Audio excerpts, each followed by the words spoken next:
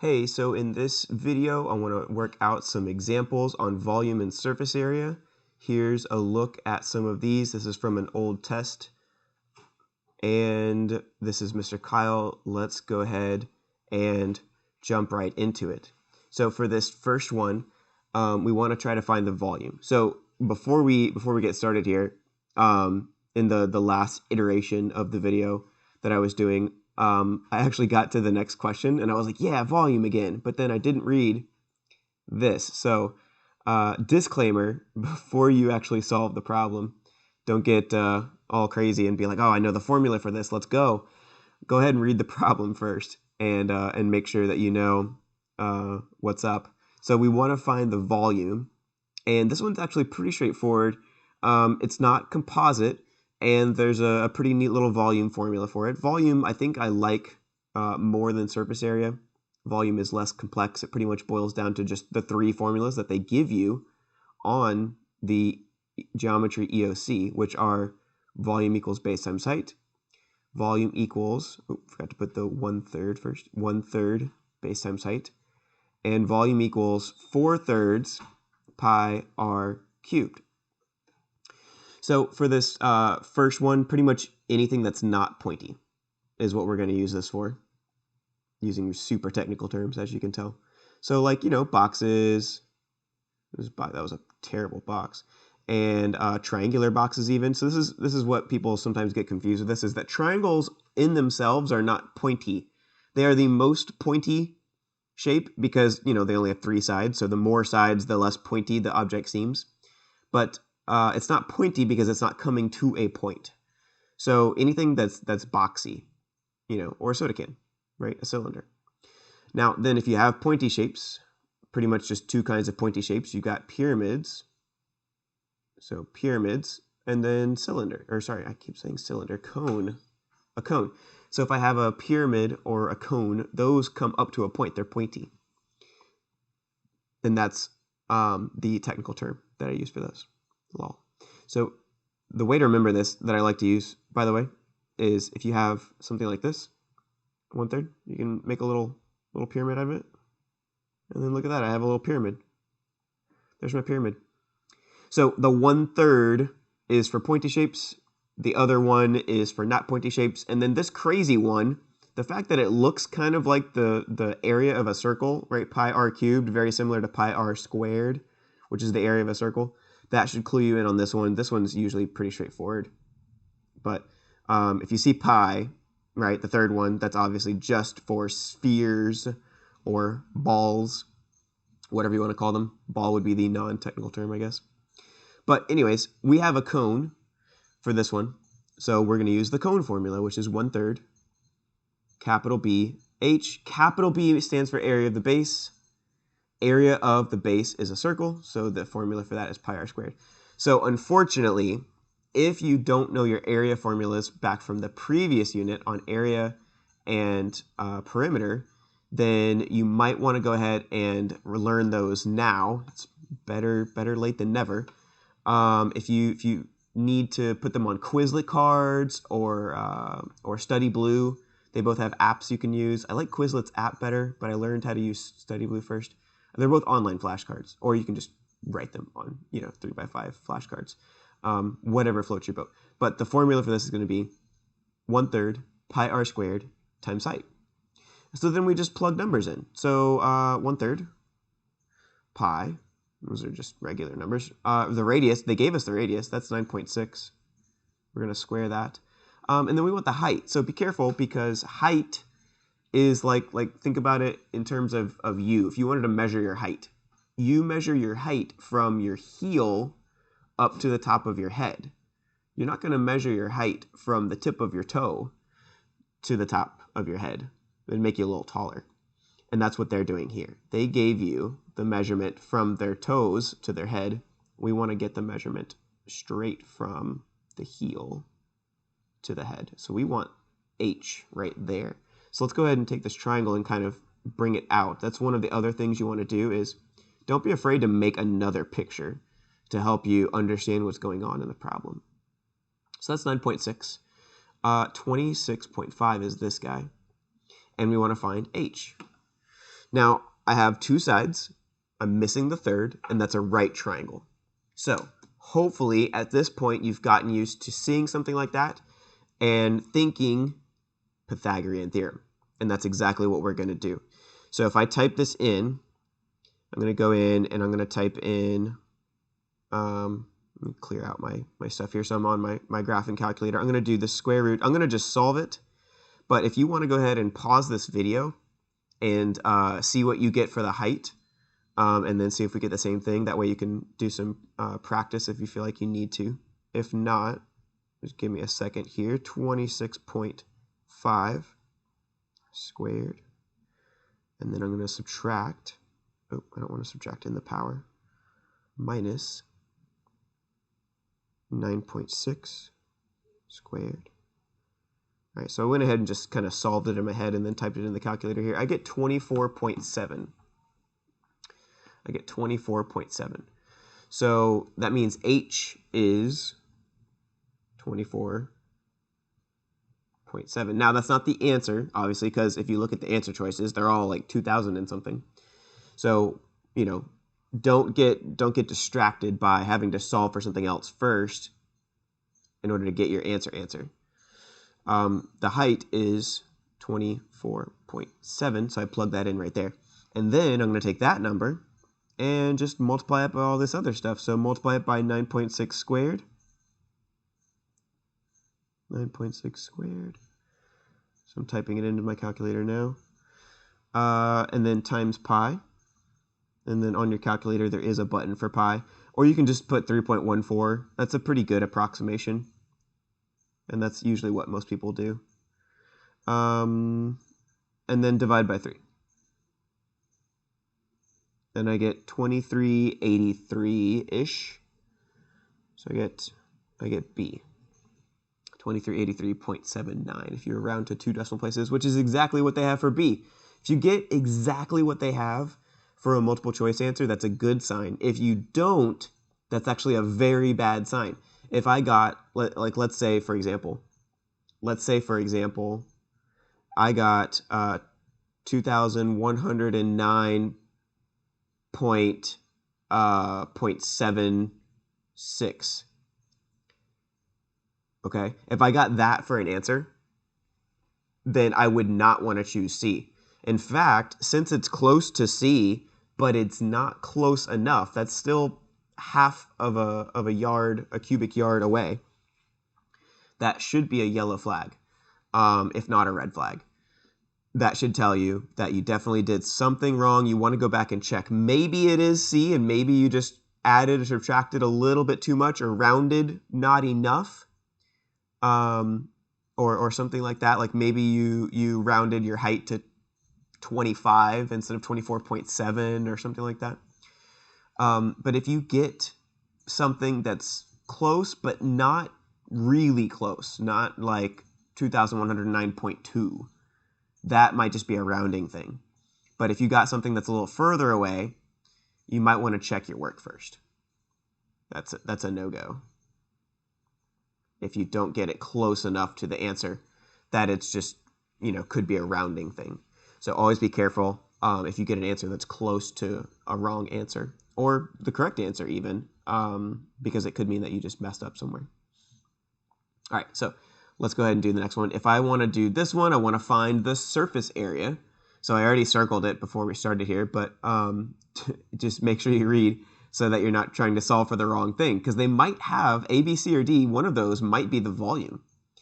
And you go through and you do all the right things and you found the volume perfectly, and that was not what they wanted. So make sure you know what they want, and you give them what they want. Math is like an evil dictator. You just need to give them what they want. So let's go ahead and find the surface area. Now this one's going to be interesting. This is if this is an SAT problem, this would be a hard level question, so to speak. We need to break down what the faces are. If we want to find the surface area, we just need to add up all the faces. All the faces. That's the goal for surface area. Now, this one's a little bit more tricky because it's composite, But normally surface area is pretty straightforward. I mean, it's like perimeter. You don't really need a formula all the time. You just add up all the things and that's the answer. This one, there is a little bit of a formula for one of these faces, but let's go ahead and look at what all of the faces are first. So let's break down what all the faces. So first of all, there's the face of this cone. So if you were to unravel that, it might look something like that, like a big old slice of pizza. Yum. So there's that guy. Then there's this circle down here, but I'm actually not going to want that circle because that circle's not exposed. So I'm not actually going to find the area of that circle. Then there's this box on the top. This one is also very interesting because it's not a whole face. It's a face minus the circle in the middle. So it actually kind of looks like that.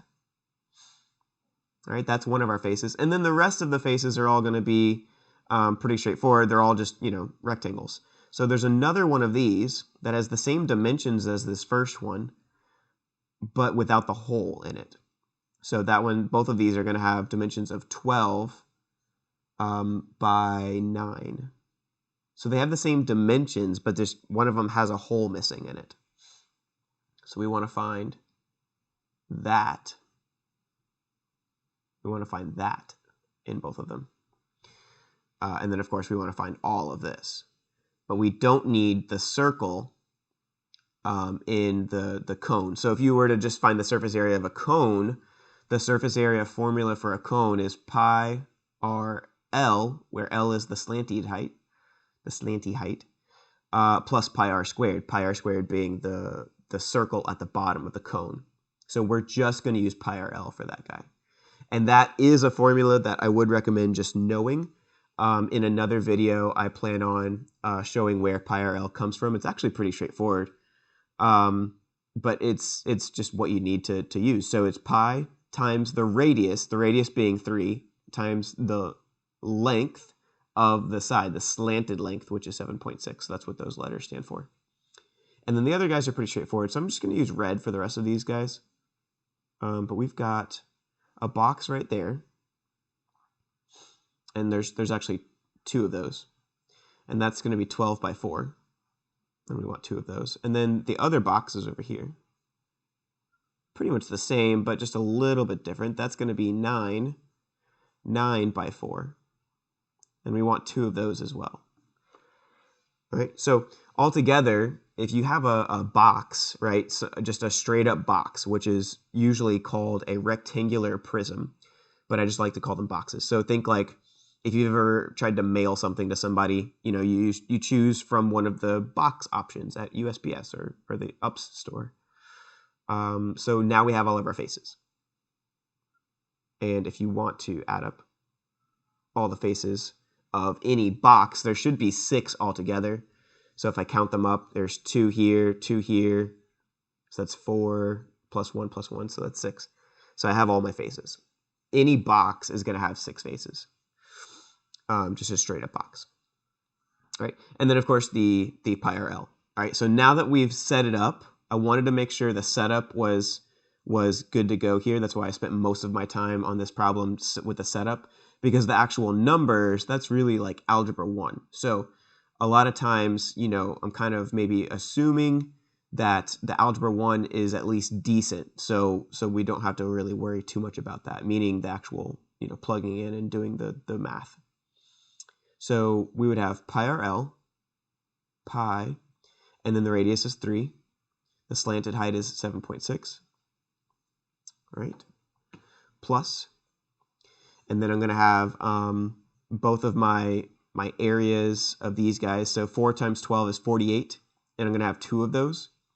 Right, so that's going to be 48, and then you would double the 48, so that would be 96. And then 4 times 9, that's going to be the same thing as 9 times 4, 36. Double that, you get 72. All right, so that's my two rectangles, or sorry, my 4 rectangles, my 2 unique rectangles, I should say.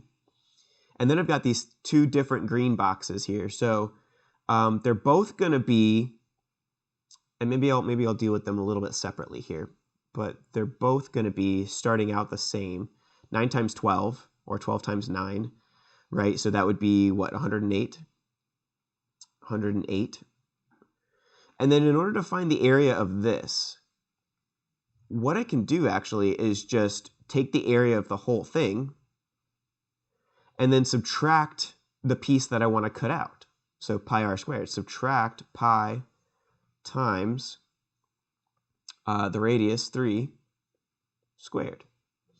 And if I subtract it, then it cuts out that little circle, and then I'm good to go, right? So the key with surface area, add up all the faces. This is a little bit of a harder one, but this is what we've done. We've set it up, so now we pretty much just plug all of that into a calculator. You can clean it up a little bit if you really wanted to, but since usually calculators are allowed on questions like this, I'm just going to go ahead and type it all in here. So pi times 3, and you can go ahead and either pause this video or try to race me here and plug in all these numbers and see if you get the same thing. 72, 108, and then minus 9 pi. Okay, so I get 427.35. So it looks like I get A. And again, remember, if you get exactly what they have to the decimal place, then that's a really good sign. If you don't, then you did something wrong, right? Yeah, so that's all I have to say about that one. So the answer should have been A. All right, very tricky problem, but it is doable.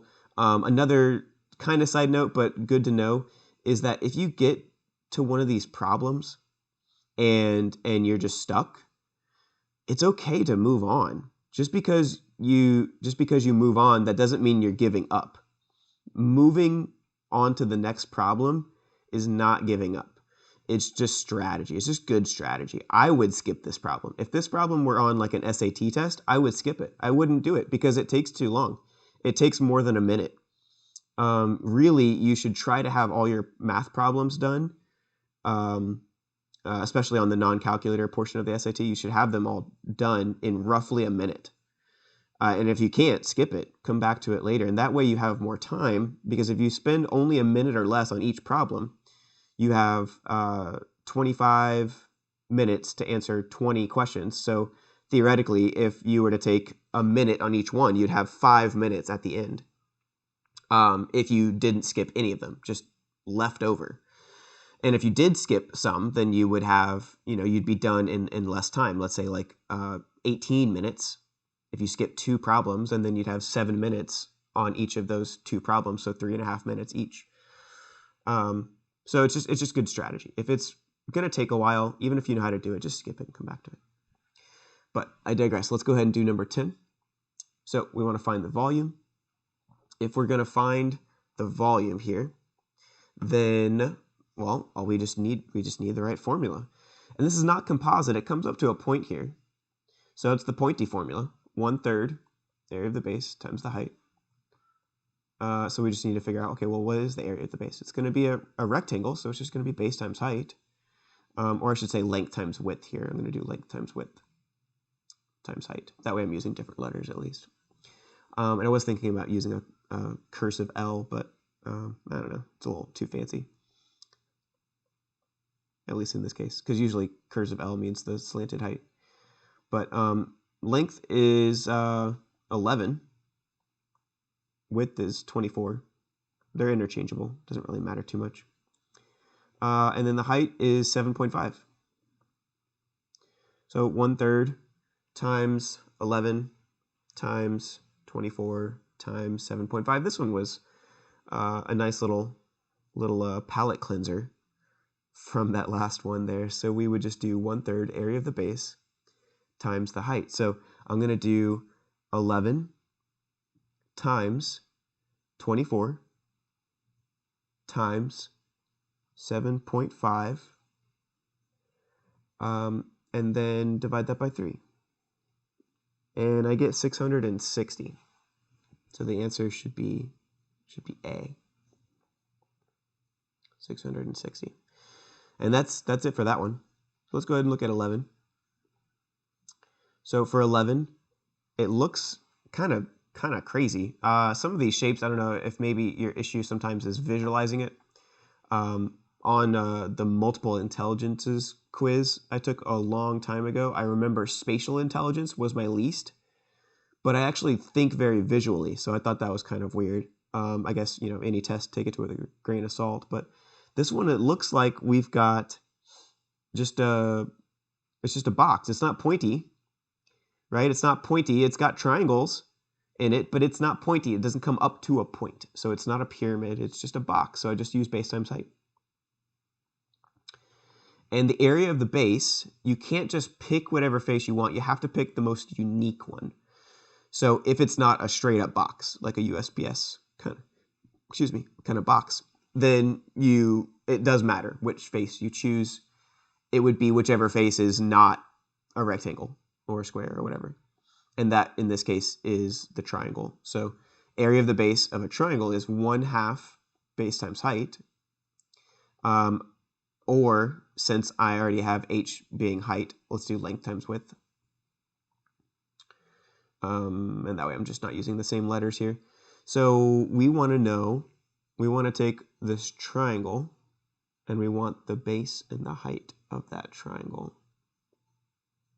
So it looks like we have another case of I don't know the base and the height here. So if I take this triangle and kind of pull it out of there, right? Remember, it's always good to just draw another picture. And that way it's less busy. So it's just not as busy, so you don't have to worry about it too much. So that's 9.7, but I don't know what this is. This is going to be my H, or actually my W. Let's call it W, because H is 3 in this case. It would be basically the space between the triangles, or the space between whatever the capital B base is that you chose. So H is the space between the two bases. But all I need to do now is some quick maths. I'm gonna find out what that missing side is using the Pythagorean theorem. So go ahead and pause this if you want, and you can find out what that side is with me. We'll see if we get the same thing here. So 7.2, and I get 6.5. Right, and it looks like that makes sense. 9.7 should be the longest side, but 6.5, that's a little less than 7.2. But it's pretty close, and it looks almost isosceles. So usually the pictures are roughly to scale. You can pretty much go by them, unless it says not to scale. And then if it just looks kind of weird, if the numbers don't seem to make sense in the picture, then just don't go by it. But it looks pretty accurate. 6.5 seems to make sense there. So that's my W, and I just plug it in. So 1/2, I know the length, which is the base of the triangle, that's 7.2. And then the width, or the height of the triangle, is the 6.5. And then the height of the whole shape, so the whole triangular prism, the triangle box, that's that 3 number. So I just type all of that in, and that should give me the answer. Go ahead and see if you get the same thing. I got 6.5. And I get 70.2. So there we go. There's something I wanted to look at real quick. Just for a second here. I wanted to see. Yeah, I thought. Okay. You also want to check for units sometimes. On most tests, the units are going to be the same, at least for geometry. So you don't have to worry about it too much. But sometimes they'll try to be extra tricky and give you units in different things. So for instance, on number 12 here, they might give me that's millimeters instead or something. And then you would have to convert to centimeters. But fortunately, so far we don't. That was one thing actually that I forgot to check. Okay, so we only have 2 more here. We're on our second to last one. This one is kind of fun. This is volume, but it's composite. There's no formula for a pentagon unless it's a regular pentagon, and this one's not. So we actually need to split that up into 2 shapes, and it is pretty much already split into those 2 shapes for us, so we don't have to do too much in the way of visualizing what's going on here. But we do need to find the volume. So they're both boxes, though. Nothing's coming up to a point. So I would just use capital BH for each one. Now for the first one, it's 1/2 base times height, because it's a triangle, times the height. So let me switch this one this time. So let's call this base times width. We'll just call that W. And then this one would be just the rectangle. So how about length times width? We'll do cursives this time. Be all super fancy. And then we'll use a regular W for the width of the thing. So in this case, my cursive W and my print W are different W's. But it really doesn't matter what you use for letters. So I'm just kind of making them up as I go. You can use A, B, C, and D if you wanted to. And it doesn't matter. So 1/2. The base of the triangle looks like it would be 4. It looks like all of the sides of the triangle are the same. Right, so that's 4. That's 4. So it's an equilateral triangle. Now the problem, though, is that I don't know what the height is. So again, if you don't know something about that shape, take it out of there, blow it up a little bit, and figure out. Now we can use alternate formulas. So you can use another formula like 1/2 AB sine C, and I could do that instead. I'm actually just going to stick with finding out what the height is because it's not too crazy. We're just going to stick with finding out what the height is, and we'll do it that way for this one. And then is there another one on this problem? It looks like there is. Okay. So for number 14, I think I might need, well, actually, no, I don't. Yes, I do. So on number 14, I'm going to use a different method. That way you can see 2 different methods in order to just have 2 different ways to solve it. It's good to know 2 different ways to solve something. That way, if on a test you were feeling at all kind of weird about it, you feel like, oh, maybe I did something wrong on this. Or if you just have some extra time and you want to check it, you can check it using a different method that should give you the same answer. And that way you can check your work. Reworking a problem the same way you did it the first time is not a good idea because you're likely to just look at your work and make the same exact mistake and not think twice about it. So be really careful doing that. But anyway, so this would be 60 degrees. Not that it matters too much, but if I have an equilateral triangle, all the angles are going to be the same. So that's 60, and that's 60 up there as well. But all the sides are 4. So that's 4. That's 4. Each of these sides would be 2 if I split this down the middle here. So then now I can use Pythagorean theorem to find the other side. I'm going to save the time on that one. You can pause this video if you want and find out what that height would be. But there's another little trick in geometry called special right triangles, which tells me that this should be 2√3. So the height is exactly 2 times the square root of 3 times the width, the print W, which is how much space there is between the 2 triangles, which would be 12. There are 12 centimeters between the 2 triangles. All right, so then I can just kind of do some quick maths and get the answer. I'll plug this into the calculator eventually, but this one's pretty straightforward. This would just be 48 times the square root of 3. That's exactly what that volume would be, actually. That's an exact answer, not an approximation. And then for the other one, that one's pretty straightforward. The base times the height, or sorry, the base times the width now. I just need the face of the rectangle, which would be 4 times 14. That would be this guy right here, the face of it. So 4 times 14. 4 times 14 times 12. Anytime you're trying to find the volume of a box, you can actually just save yourself some time. Just multiply the 3 numbers that you see. Length times width times height, base times width times height, whatever you want to call it. Just multiply the 3 numbers you see, and that gives you the answer. So instead of trying to do some more quick maths and multiply 4 by 14 by 12, I'm just going to do that in a calculator and save myself the trouble of doing that in my head. And I get 672. And then I want to add that, because these guys need to be added, right? I want to find the total volume, so I want to add the 2 different volumes. So I'm going to add that to my 48. My 48, not 78. 48 root 3. And when I do that, I get 755.14. Ooh, okay. Interesting. I wonder, 0.14, this is an example where we need to be careful because, look, I didn't get exactly what they got. I got something slightly different than what they got. So that means that we should make sure that we're doing something right. It could just be a rounding thing. Now, technically, I didn't round. I took the answer and added it to 48 root 3 and got my total answer. So it could have been that when they got the answer, maybe they rounded. But let's check just to make sure, instead of, trying to make this a really polished video, I'd rather just be real and just work them out in real time, more or less, and see what happens. So let's go back and check some possible places. So let's check the Pythagorean theorem. Let's see if we get 2 root 3. When I do the Pythagorean theorem here, it'd be a squared plus b squared equals c squared. I should get 2 root 3.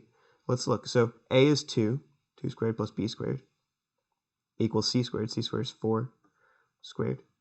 So that'd be 4 plus b squared equals 16.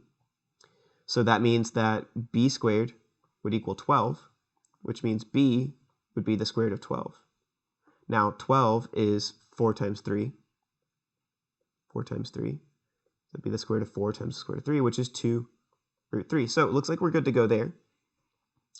That was the one thing that I assumed was using special right triangles. So I checked that. That was fine. And then also base times height. I have my right formulas. Check your formulas. That works too. 1/2 base times height for the triangle, and then times how many triangles there are, or how much space there is between the two triangles, which would be 12. And then for the other guy, same thing. I get 4 times 14 times 12. I'm curious, what if I just find out what 48 times the square root of 3 is, round that to 2 decimal places, 83.14 is what I would get if I round to 2 decimal places. And then what if I add that to 4 times 14, 4 times 14 times 12. I'm curious here. I get 755.14 again, and they have 0.16. Very interesting. I wonder how they got that. It's very close, though. So in the previous problem, I said if you're off by about 0.5 or so, that's a yellow flag. But for me, I mean, I'm used to just getting exactly the right thing, and that's what we've been getting so far. That's very interesting that we're getting it off by 0.02, which, as far as, real life examples go, if you were an engineer and you were off by, 0.02, that might not be that big of a deal. If you're building something menial like a shed, like if this was a shed or something, it wouldn't matter too much. But that's very interesting that we're getting that. And of course, I covered my bases. I checked for that, checked the formulas, checked plugging it in. And actually what we could do is we could solve for the area of the triangle using a different method. So we could actually solve for the volume or the area of the triangle using a different approach and see if we get the same thing. And we can do that as well. So let's go ahead and look at the next problem. It does seem like it's going to be D. I think it's just a rounding issue. So let's go ahead and look at the last one here. And let's use a different approach, because what's going to happen is kind of the same thing here. So volume, it's pointy. So I'm going to use my pointy formula, 1/3 area of the base times the height. 1/3 pi. Oh, I almost said pi r squared. I was thinking a cone. But we don't have a cone. We have a base like this. That's our base. And then that's going to be times the height. So that's times the height. The height they give us. They actually gave us the height. It's 13. So that was nice of them. Appreciate it. But let's go ahead and pop this triangle out. I'm going to switch colors here just to make it pop a little bit more even. And it looks like it's 7 all the way around. So again, we have an equilateral triangle here. And let's go ahead and do this. So let's do a different approach here. This is 60. I know that because it's an equilateral triangle. Excuse me. So if I have an equilateral triangle, that means all the angles are going to be 60 degrees as well. Now, there's another formula for the area of a triangle. And it's sort of like Pythagorean theorem. It's the ABC formula. It's 1/2 AB sine C. And that means that I want to take 1/2 times one of the sides. So let's say A is this 7 and B is that 7. Then C would be this 7, but I want the sine of capital C, which is the angle across from it. So whenever you use this formula, 1/2 AB sine C, it's the ABC formula, 1/2 AB sine C. Whenever you use that formula, here's what you need to remember to do when you're actually plugging in the numbers. You plug in the two sides and the angle that's in between the two sides. So if you have, side, angle, side, right, to use that term, if you have the side, then the angle, then the side, you use those numbers. The two sides, A and B, and then the angle in between them, C. So that's what we're going to do here. So 1/3 times 1/2 times A, 7, times B, 7, times the sine of 60, and then, of course, times 13. So there we go. We didn't even have to use Pythagorean theorem there. We're going to probably just go ahead and type all of that into a calculator. So let me make sure I'm in the right mode here. I'm in radian mode, so let me change to degree mode.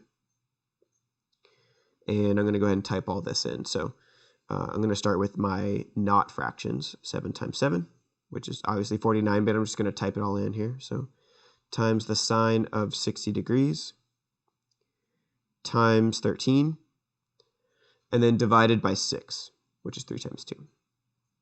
So I get 91.94. So again, I'm getting a number that's just a little bit off. That's very interesting. 91.94 is what I got, specifically 91.943. So it would round down to 91.94, but that's what I got. Now, if you're off by 0.01 or 0.02, like I have been in this question and the previous question, that's not that big of a deal.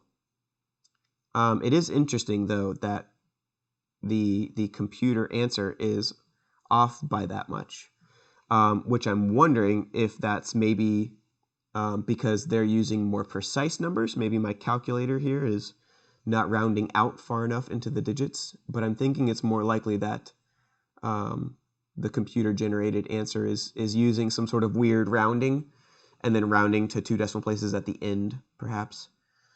That's what I can think of, at least. And then, of course, we could solve this using a different approach. So I could solve it using finding out what the Pythagorean theorem is and then finding the height, which would be 3.5 root 3, 3.5 root 3, and then using that instead. But it actually comes out to be the same thing. So there's 2 different ways to do it. So if you saw, I used 1/2 AB sine C for this one. And this one, I solved for the height using Pythagorean theorem, and then I just used 1/2 base times height. So those are your 2 triangle area formulas. I would recommend using both on a test if you have the time for a more complicated problem, just to check to make sure that it is, in fact, correct both times. Just to check your work and make sure that you get the right answer. But I got C for 14, and that concludes all the problems that I set out to do. So if you found that helpful, go ahead and give the video a like. If you want to see more videos like this, go ahead and subscribe to the channel. And if there's another video that you want to see on another topic, just let me know in the comments below. Or if you just have any suggestions, or if you want to, just say anything in the comments below, go ahead and do that. And I'll see you in another episode very soon. This has been Mr. Kyle, March Mathematics, out.